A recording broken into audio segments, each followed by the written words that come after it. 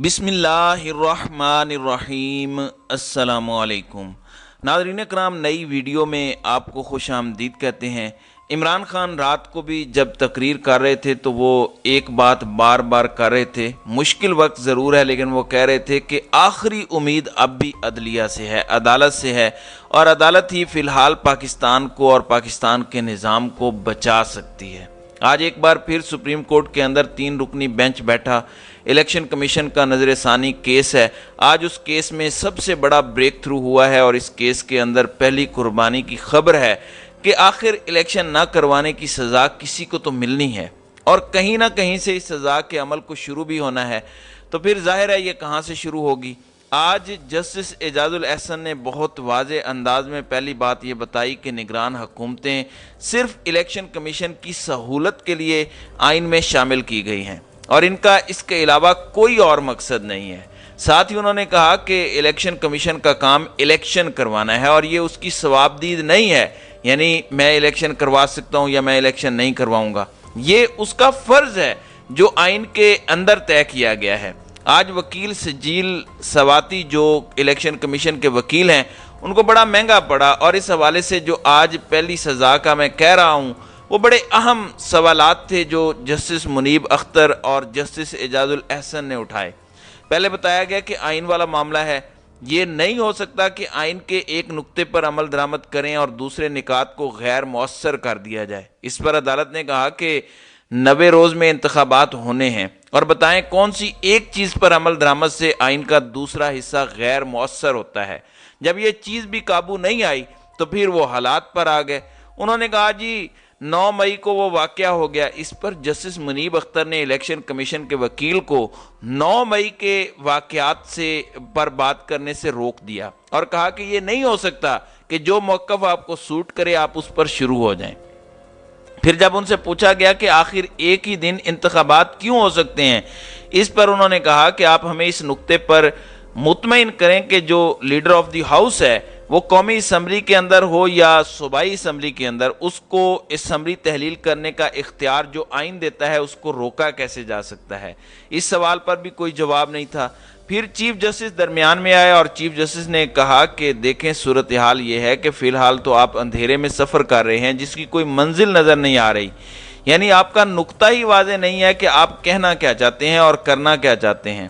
اب انہوں نے جب یہ کہا کہ موجودہ حالات میں انتخابات ممکن نہیں ہیں تو اس کے بعد عدالت نے کہا کہ آپ آئینی اصولوں سے موجودہ حالات پر آ گئے ہیں۔ اس پر پھر چیف جسٹس نے کہا کہ الیکشن کمیشن کب تک الیکشن کو آگے کر کے جمہوریت کو قربان کرتا رہے گا، اور کب الیکشن کمیشن کہے گا کہ بس بہت ہو گیا اب الیکشن ہوں گے، اور الیکشن کمیشن سیاسی باتیں کر رہا ہے۔ پھر عدالت نے یہ بات کی کہ آپ نے ہمیں کیوں نہیں بتایا کہ انتخابات جو ہے وسائل کی وجہ سے نہیں ہو سکتے۔ پھر انہوں نے ایک مثال دی چیف جسٹس صاحب نے کہ آپ اپنے حکم پر عمل درآمد کیسے نہیں کروا رہے، جو ہم پہلے دن سے آرٹیکل 220 کی مثال دے رہے ہیں۔ جسٹس عمر عطا بندیال نے کہا کہ الیکشن کمیشن کو وزارت خزانہ کے بہانے قبول نہیں کرنے چاہیے، حکومت سے ٹھوس وضاحت لینی چاہیے۔ کل ارکان اسمبلی کے لیے 20 ارب روپے کی سپلیمنٹری گرانٹس منظور ہوئی ہیں، اور الیکشن کمیشن کو تو صرف 21 ارب روپے درکار تھے، لیکن ظاہر ہے کہ جب بدنیتی ہو تو پھر ایسا ہوتا ہے۔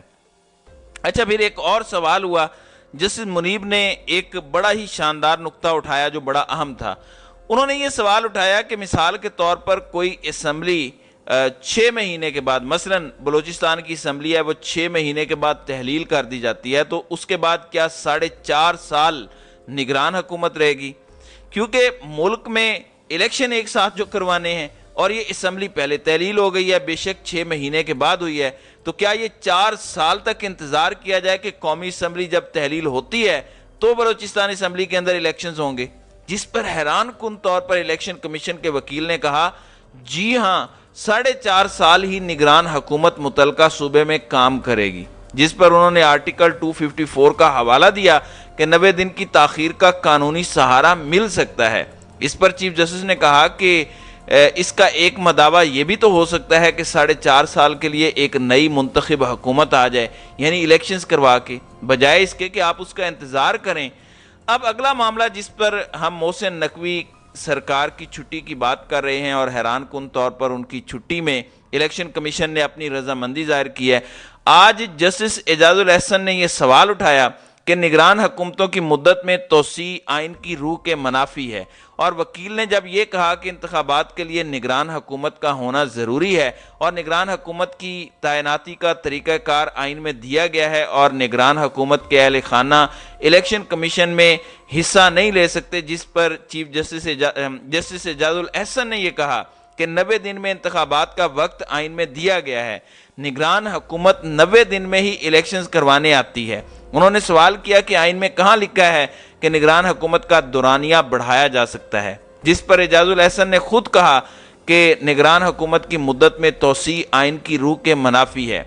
चलें, ये तो नुक्ता अदालत का था, लेकिन इसके बाद जो दिलचस्प पहलू था वो इलेक्शन कमीशन ऑफ पाकिस्तान के वकील सजील सवाती ने अदालत की इस ऑब्जर्वेशन से इत्तेफाक किया, जिसका मतलब ये है कि वो कह रहे हैं कि बिल्कुल आप ठीक कह रहे हैं और आप इस हवाले से उनकी छुट्टी करवा दें, हमें इस पर कोई एतराज़ नहीं है। अब इनके सामने नुक्ता ये है, उन्होंने कहा है इलेक्शन कमीशन से जस्टिस मुनीब अख्तर ने कि आप ये हमें बताएं कि अगर वज़ीर आज़म या वज़ीर आला असम्बली तहलील करें, मिसाल के तौर पर अगर वज़ीर आज़म शहबाज शरीफ असम्बली तहलील कर दें और सिंध और खैबर पख्तूनख्वा की असम्बलियाँ तहलील ना की जाएँ, तो इस हवाले से क्या होगा? यानी कौमी असम्बली पहले तहलील हो जाए तो क्या फिर सूबाई असम्बली इलेक्शन कमीशन तहलील कर सकता है?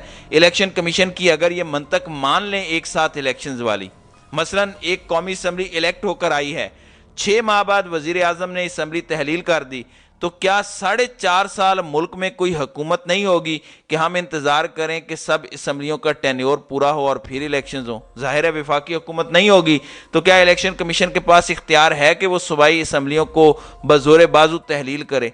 तो ये एक बड़ा अहम नुक्ता है। फिर जस्टिस मुनीब ने कहा कि इलेक्शन की कभी कोई तारीख देते हैं और कभी कोई तारीख, फिर कहते हैं कि ये मुमकिन नहीं है, हर मोड़ पर इलेक्शन कमीशन नया मौक़िफ़ इख्तियार करता है।